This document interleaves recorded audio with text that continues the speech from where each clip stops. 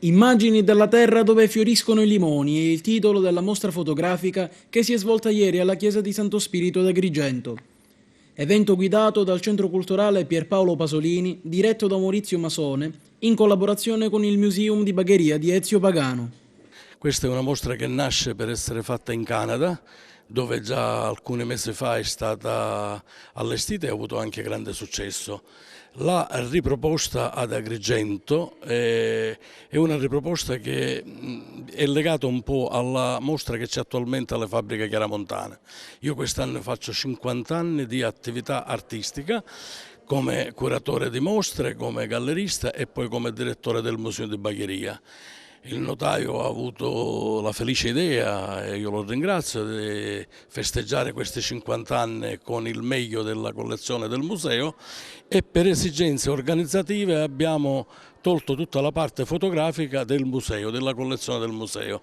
Quindi grazie all'amico Angelo Pitrone che mi ha proposto una seconda mostra in contemporanea ad Agrigento, abbiamo preso tutta la collezione fotografica di Museum ed ecco questa mostra. L'esposizione, arricchita da foto di più di 20 autori diversi, è stata coordinata da Angelo Pitrone. La mostra è per la prima volta esposta non solo ad Agrigento ma in Italia ed è stata concepita questa estate per una esposizione in Canada e ha rappresentato un po' il paesaggio ma soprattutto gli autori di origine siciliana che lavorano nel settore della fotografia.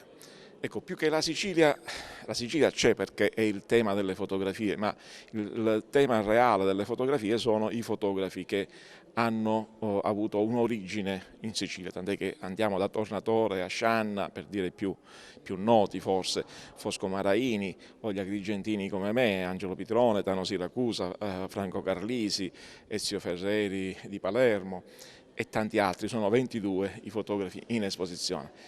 E fotografi come hanno vissuto fotograficamente con il loro strumento le immagini della Sicilia, una terra estremamente varia e controversa, per cui ci sono immagini anche private, immagini di feste religiose, ci sono immagini dell'architettura, ci sono immagini del paesaggio, ma sostanzialmente ci sono gli autori.